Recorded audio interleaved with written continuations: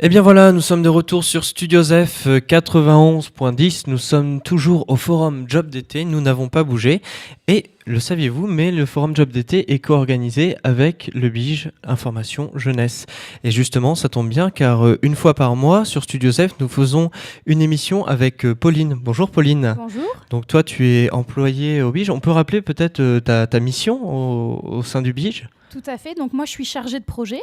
Donc sur une partie, j'organise les gros événements du BIJ, les manifestations comme la journée d'aujourd'hui, Job d'été. Et puis j'accompagne aussi les jeunes sur leurs projets. Donc ça peut être la recherche d'un premier job ou plein d'autres thèmes, création d'assos, enfin des tas de sujets. D'accord. Aujourd'hui, nous allons donner quelques conseils, vu que c'est la journée job d'été, à des jeunes pour trouver un job. Alors, pour trouver un job, il y a différentes étapes ou différents parcours. Des fois, il peut y avoir, comme on dit, le piston, mais des fois, il faut chercher et puis un peu remuer ciel et terre pour trouver un job, même si c'est un job d'été saisonnier. Alors, il y a souvent la première chose à faire, c'est rédiger un CV. C'est ça, c'est l'étape indispensable. Qui a à faire. Le plus gros du boulot, c'est la première fois qu'on fait un CV, parce qu'après, il n'y a plus qu'à le mettre à jour. Voilà, donc des fois, on est un peu perdu, on ne sait pas forcément comment s'y prendre. Donc, à savoir, un CV, c'est un document qui, en fait, c'est une fiche d'une page maximum qui représente un peu votre parcours, qui vous êtes, ce que vous faites.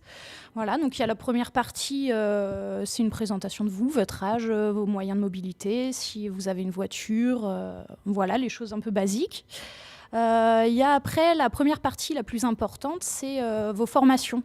Donc vos formations en cours, si vous êtes actuellement, je ne sais pas moi, en seconde, en terminale, vous mettez les études dans lesquelles vous êtes en ce moment. Ça permet de se présenter aussi, voilà, c'est ça. Savoir quel profil et quel métier on cherche à avoir plus tard. C'est ça, un peu les sujets qu'on connaît grâce à l'école, tout à fait.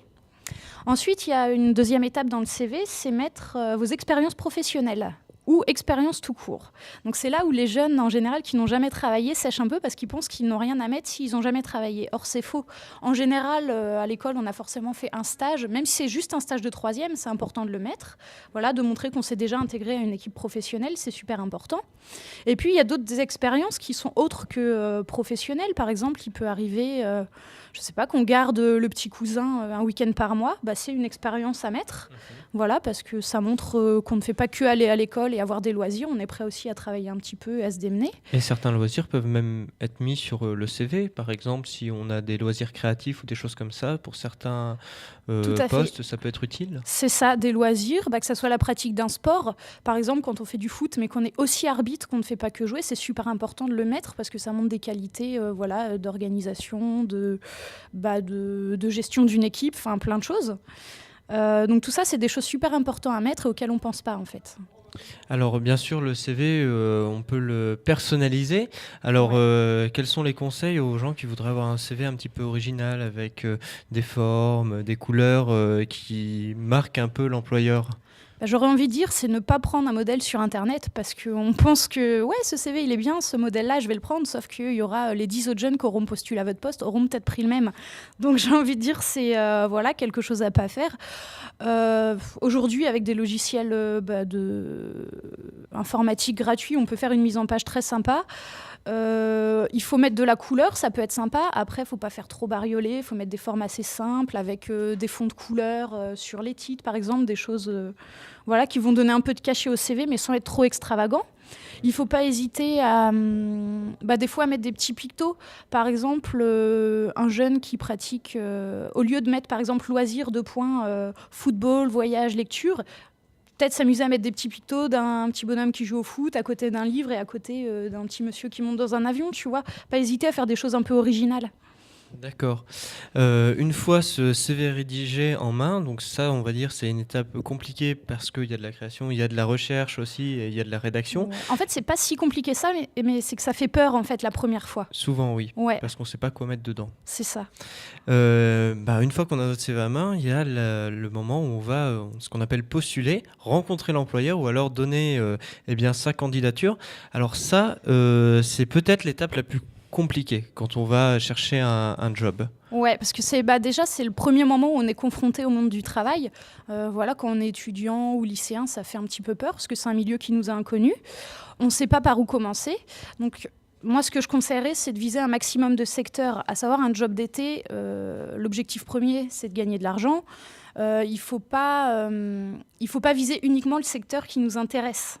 Voilà. Tout à fait, oui. La plupart des jobs d'été sont des travaux sans qualification particulière, donc il ne faut pas hésiter à viser aussi bien dans le tourisme que dans l'agriculture, que dans la manutention, par exemple.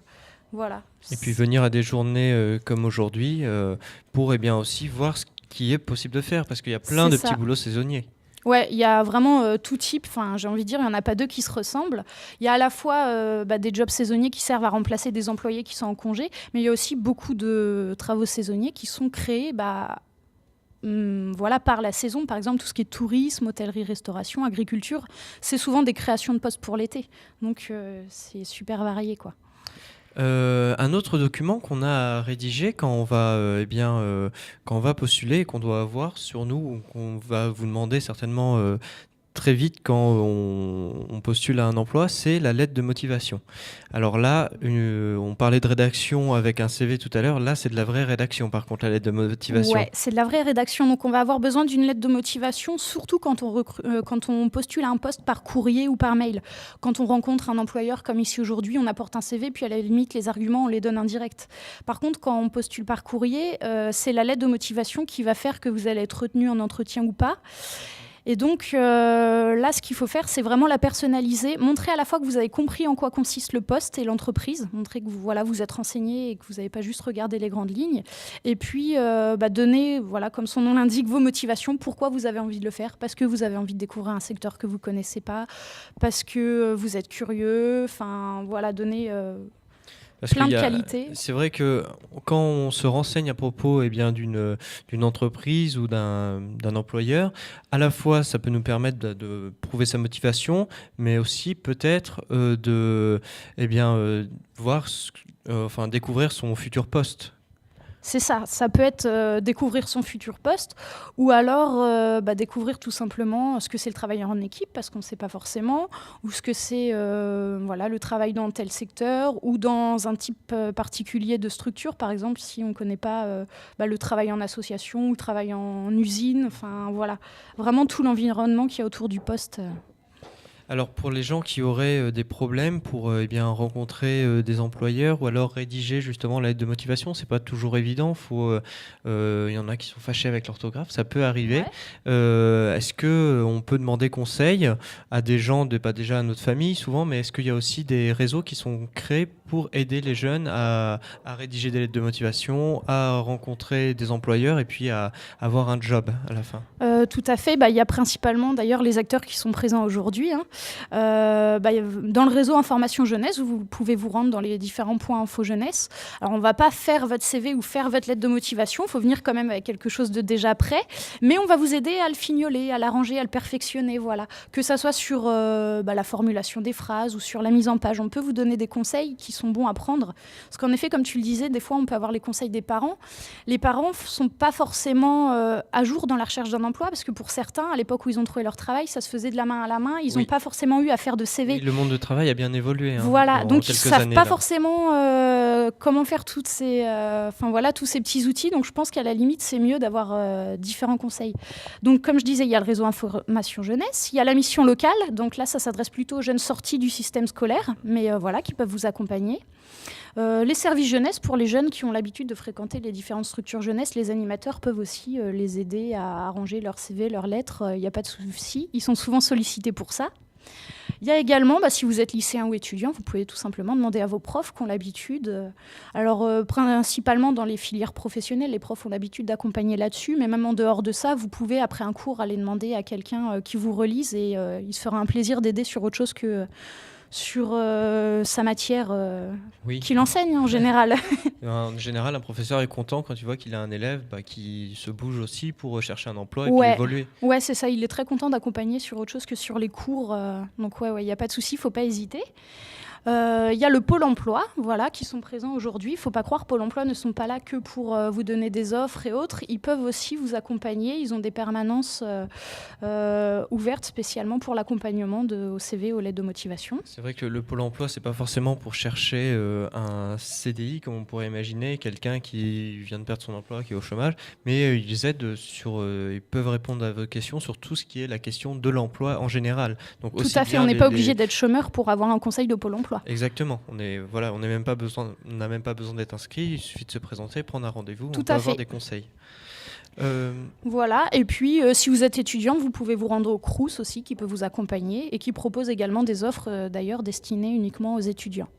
Alors on a parlé un petit peu tout à l'heure des secteurs qui recrutent, donc l'animation, notamment pour les vacances scolaires, l'hôtellerie, parce que le tourisme se met en route pendant les vacances d'été et souvent il y a beaucoup d'emplois qui sur une grande période qui va de mai à septembre, on va dire.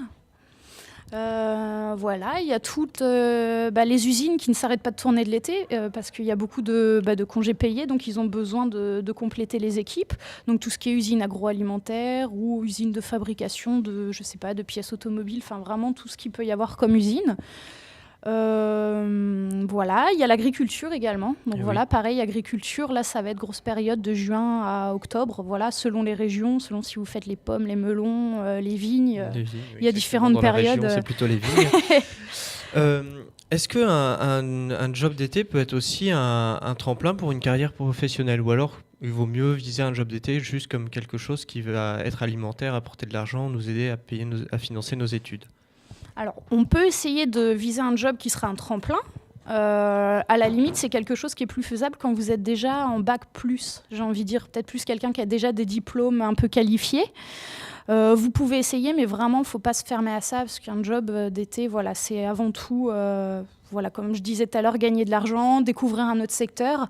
Si on regarde, tout à l'heure, on s'amusait dans l'espace café avec plein de professionnels, on comparait un peu nos premiers jobs et on se rend compte que pour la plupart, on a fait un premier job dans un secteur qui n'est pas du tout celui dans lequel on a fait nos études ou celui dans lequel on travaillait. Et c'est pas grave, c'est des super souvenirs quand même. Donc en fait, il ne faut pas avoir peur de viser un job qui ne va pas être notre futur métier plus tard. Pas du tout, c'est juste un été. C'est souvent une expérience sympathique, ces jobs qu'on fait en été, parce qu'on se retrouve intégré à une équipe et puis on découvre un autre univers souvent. C'est ça, on découvre un autre univers. Pour une fois, on est confronté, on est le collègue de quelqu'un et pas l'élève d'eux. Donc c'est quand même quelque chose de très valorisant. Et puis c'est ça, en fait, on découvre tellement de choses en 2 mois qu'au final, ça passe très vite et c'est un super souvenir. Alors toi, Pauline, c'était quoi ton premier job ? Et je travaillais dans une maison de retraite où je faisais à la fois des toilettes, j'aidais au repas, je faisais de l'animation l'après-midi, on jouait aux cartes. Donc j'avais trouvé ce job suite à un petit stage que j'avais fait en BEP. J'étais retournée les voir l'été et pareil, ils ont besoin de recruter. C'est le type de structure qui n'a pas une activité qui baisse l'été, donc ils recrutent pour couvrir les périodes de congés payés. Oui, tout ce qui est service et aide à la personne. Ouais, ça recrute aussi beaucoup en été parce que la famille est moins présente, parfois on part en vacances. Et puis même tout au long de l'année, donc ça c'est des choses à regarder souvent. Et puis on aide des gens, c'est plutôt agréable, on garde un côté social. On passe la journée à parler avec des gens, c'est pas ce qui est le plus désagréable en effet. Est-ce que tu pourrais donner encore un petit conseil à des jeunes ou des moins jeunes d'ailleurs qui cherchent un job saisonnier entre cet été? C'est de bien s'organiser en fait, parce qu'en général on postule à des tas d'offres, parce qu'en effet vous êtes en concurrence avec plein de monde, donc il faut multiplier les candidatures. Par contre il faut éviter les bourdes du style, si quelqu'un nous appelle, dire attendez, c'était pour quel poste, ou alors de rappeler un employeur, dire vous m'avez pas répondu alors qu'ils vous ont renvoyé un courrier pour vous dire que c'était non. Donc ce que je peux conseiller, c'est de se faire un petit tableau type Excel avec l'entreprise, le type de poste, à quelle date vous avez postulé, et comme ça vous permet de rayer par exemple toutes celles qui vous ont dit non, et puis également de les relancer par téléphone au bon moment, c'est-à-dire de ne pas rappeler 2 jours après qu'ils aient reçu le courrier, ni 3 mois, de se dire dans les 15 jours, 3 semaines après avoir candidaté, on peut se permettre de rappeler, de noter à quelle date on a rappelé, et comme ça de suivre un peu toutes ces candidatures en étant pas trop perdu. Voilà, mettre des commentaires, ça peut aider aussi. Sur une liste. Et puis, de mettre le nom de la personne qu'on a eu au téléphone, toutes ces choses-là qui vont être super utiles. Et puis ça, ce genre de tableau, ce genre de document, ça peut aussi servir pour de la recherche de stage Ouais, ou d'apprentissage, tout à fait. donc plein de choses. On a fait une émission, alors il y a quelques mois maintenant, autour des dangers des enfin les dangers autour des réseaux sociaux. On parlait notamment de Facebook. Ouais. Et ben peut-être être vigilant, regarder son compte Facebook, voir s'il n'y a pas trop d'informations qui peuvent être négatives. Ouais, en effet, c'est prouvé par les études que quand vous envoyez une candidature, à 80%, les entreprises vont s'amuser à taper votre nom sur Facebook ou sur d'autres réseaux sociaux. Et si vos photos sont pas bloquées, on vous voit en train de faire la fête ou, enfin voilà, dans plein de situations que l'employeur n'a pas besoin de voir, hein, des situations qui sont normales mais qu'on n'a pas envie de voir, c'est bien de penser à bloquer tous ces paramètres ou même de se mettre dans Google, de taper son nom, prénom, de voir les photos qui ressortent ou de voir les pages qui peuvent ressortir et de penser à essayer d'effacer au maximum sa trace sur Internet quand on postule en fait. Une bonne impression, c'est important pour l'employeur généralement. Ah bah c'est sûr que s'il va avoir 3 lettres qui l'intéressent, il va regarder sur Internet, il y en a 2 qui vont pas avoir l'air sérieux de par voilà, ce qu'on voit sur Internet, même si c'est pas vrai, il va peut-être plus facilement prendre le 3e qui paraît anonyme sur Internet plutôt que les autres. D'accord. Eh bien, merci Pauline pour tous ces conseils. Je vais te laisser parce que je crois que tu as plein de boulot aujourd'hui, non ? Oui, je suis sur l'espace CV justement où j'accompagne les jeunes à faire leur premier CV, ceux qui n'en ont pas, ou d'autres à le mettre à jour, à essayer de l'arranger. Voilà, on est avec des conseillers de Pôle emploi, c'est plutôt sympa. D'accord. Eh bien, si vous voulez vous mettre à rédiger votre CV ou alors le mettre à jour, n'hésitez pas à venir voir Pauline. Donc, c'est jusqu'à quelle heure à peu près ? Jusqu'à 18h, jusqu'à la 18 fermeture. heures, donc, voilà. Bon, vous avez après, encore c'est du vrai temps. que la plupart des jeunes, on les voit en début d'après-midi, ils font leur CV, puis après, ils vont voir les entreprises avec. Mais il y en a d'autres qui peuvent venir juste pour le faire pour des stages ou quoi. Donc, jusqu'à la fin, on est là. Eh bien, merci Pauline de cette intervention. Merci à toi. Donc, eh bien, on va continuer, nous, notre après-midi radiophonique sur Studio ZEF 91.10. Eh bien, c'est Vincent qui a géré la technique pendant cette émission. On le remercie et tout de suite, il va nous mettre un petit morceau de musique. Au revoir.